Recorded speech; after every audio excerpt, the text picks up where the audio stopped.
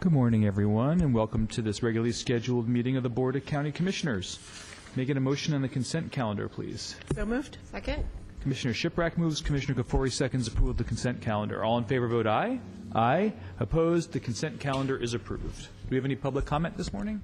Good morning, Chair, Commissioners. My name, like David mentioned, is Devarshi Bajpai. I'm the Addiction Services Manager for Mental Health and Addictions at DCHS. I'm talking about recovery today. I often say that recovery is kind of the invisible part of the addiction process.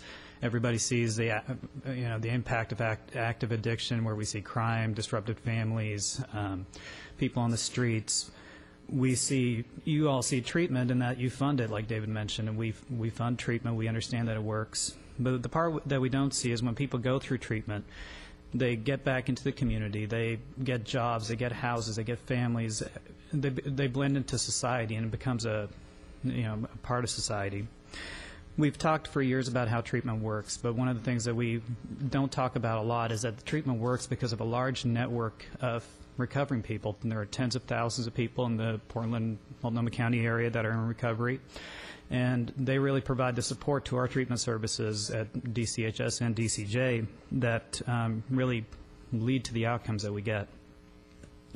So we have two people that are speaking today that kind of are major parts of that kind of invisible safety net. Corbett Monica is the founder of Dual Diagnosis Anonymous. Corbett Monica. I'm the founder of a peer support group for people with serious mental illnesses and addiction. Our greatest presence is in Multnomah County, where perhaps approximately 20% of our 3,500 or so consumers attend meetings in this county. Recovery Month honors and recognizes the fact that recovery works, so I'd like to read the statement. It should take about a minute and 38 seconds if my clock is working. We'll give you a minute and 39. Thank you, Chairman Cogan. It's good to see you again. In 1965, while serving in the United States Marine Corps, I volunteered to go to South Vietnam with the understanding that our help was needed to save the country from a foreign invasion. Not having amounted to much in my 18 years of life, I viewed this as an opportunity to maybe do something noble for a change, redemption of sorts. The war had a profound impact on me, especially because I returned without my best friend, who'd not get the chance to see his newborn daughter. I returned from overseas in September of 1968 and landed in San Diego, California with a plane full of veterans. We were greeted by a chorus of anger and hateful comments. I did not understand much about depression, grieving, loss, survivor's guilt, or PTSD. I only sought relief through a hopeless addiction.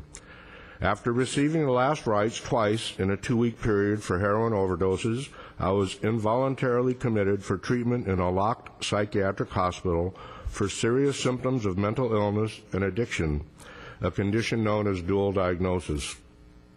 Treatment took some time to gain traction towards my recovery because although I accepted my addiction, I struggled with the idea of being mentally ill. As a result, I again turned to addiction, this time with methamphetamines, for relief. But some 26 years ago, at age 39, I'll be 66 in November, I read a book by St. John of the Cross titled The Dark Night of the Soul. I realized almost instantaneously that what I was seeking in my addiction, what every addict is seeking, was transcendence. I was not evil. I was seeking what could not be found through using. Recovery is holding fast with all our might to the heartfelt and burning desire to transcend our suffering and redirect those destructive energies into recovery and service. This is what treatment and support teaches us, and it works. Recovery works. I can tell you that although I'm not proud of some things about my past that resulted from my addiction, I would not change a thing because it brought me here and gives me the opportunity to try and inspire hope for others struggling with addictions and mental illnesses. I'm very fond of saying there's no amount of drugs that can make me feel better than I do right here, right now, in this moment. And that is my fervent hope and prayer for anybody, whether they're in recovery or not.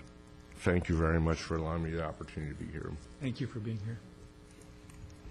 And with that, that completes our comments, and we'd like to thank you for observing and recognizing the Alcohol and Addiction Recovery Month. That is a statewide proclamation that has come from the governor of our state. So as you hear from Corbett and Dion about the services that they are providing to contribute to the health of our community, that is one of the values that our county has, healthy communities, and both of these providers sitting next to us right here, that our county contractors are contributing to that. So thank you very much. You want to read the proclamation? I would be happy. In fact, I'm going to have Devarshi read that proclamation. Okay, great.